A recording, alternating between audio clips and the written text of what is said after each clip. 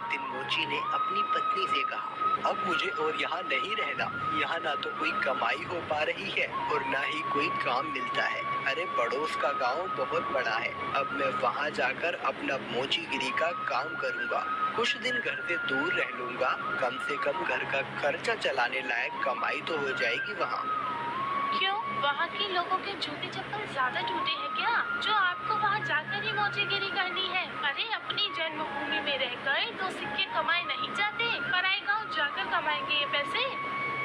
अगले दिन सुबह सुबह मोची चुपचाप अपने जूते चप्पल ठीक करने का सामान उठाकर दूसरे गांव की ओर निकल पड़ा।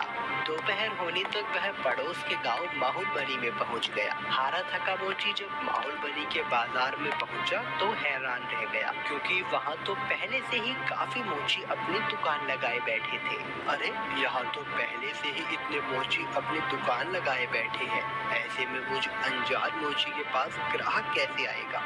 लगता है यहाँ से भी खाली हाथ ही जाना पड़ेगा मुझे। नहीं नहीं, खाली हाथ घर भी तो नहीं जा सकता। तभी मोची को ग्राहकों को अपने पास बुलाने की एक युक्ति सूझी। उसने अपनी दुकान लगाई और उस पर एक बोर्ड लगाकर बड़े बड़े शब्दों में लिख दिया, जूतों का अस्पताल, हमारे यहाँ जूतों का इलाज किया जाता है। नए जूते बनवा लो, नए जूते बनवा लो, या अपने पुराने जूते बिल्कुल नए जूतों की तरह बनवा लो। लोगों ने जब ये सब देखा तो उन्हें कुछ नया देखने को मिला। नए जूते बनवा लो, नए जूते बनवा लो, या अपने पुराने जूते बिल्कुल नए जूतों की तरह बनवा लो। जूतों का अस्पताल? अरे भाई मोची, जरा मेरे इन जूतों का इलाज तो करो। हाँ हाँ जी सेठ जी, अभी किए देता हूँ।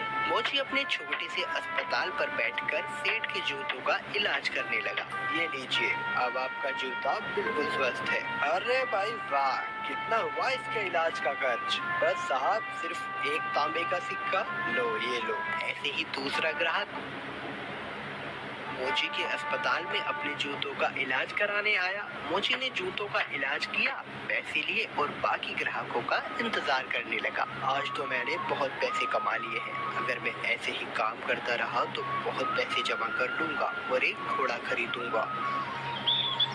उसने बहुत मेहनत से काम किया और कुछ ही दिनों में 4 सोने के सिक्के जमा कर लिए। उनमें से उसने 2 सोने के सिक्कों के बदले एक व्यापारी से एक घोड़ा खरीदा और घर लौटने का फैसला किया। अगले दिन उसने अपना सारा सामान बांधा और घर के लिए निकल पड़ा। अपने रास्ते में उसे एक घने जंगल से गुजरना पड़ा, जहाँ उसने डाकुओं का एक झुंड देखा। हे भगवान, ये तो डकैत लगते हैं। ये डकैत मेरा सारा पैसा ले जाएंगे और मैं एक बार फिर से गरीब बन जाऊंगा। अब मैं क्या करूं? मोची बहुत चतुर था, उसने हिम्मत नहीं हारी और उसने एक ही योजना बनाई। उसने एक सोने का सिक्का घोड़े के गले में बांध दिया और आगे चला। चोरों ने उसे पकड़ लिया। अरे ओ, फटाफट अपना सारा पैसा निकालो, चलो जल्दी करो। देखो, मैं एक गरीब मोची हूँ, मेरे पास इस घोड़े के सिवाय और कुछ नहीं है, कृपया मुझे जाने दो डाकू भाई।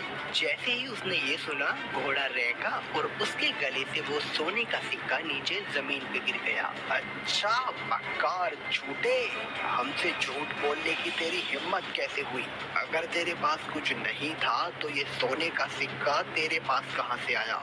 रुकिए रुकिए, अभी मैं आपको सब सच बताता हूँ। दरअसल ये घोड़ा सोना उत्पन्न करता है, इसी वजह से मुझे सारे पैसे मिलते हैं। ठीक है, ये घोड़ा तुझे हमें देना होगा, हम तभी तुझे यहाँ से जिंदा जाने देंगे। नहीं, बिल्कुल भी नहीं। अगर मैं इसे तुम्हें दे दूंगा तो मेरे पास कुछ भी नहीं बचेगा। चलो, हम तुम्हें इसके बदले 50 सोने के सिक्के देंगे। ठीक है, पर एक बात का ध्यान रखना कि बारी बारी से अपने साथ इस घोड़े को रखना, वरना आखिर में तुम सब पैसे के लिए लड़ते ही रह जाओगे। मोची ने घोड़ा बेच दिया और घर लौट आया। वो बहुत खुश था कि उसे सोने के सिक्के मिले थे।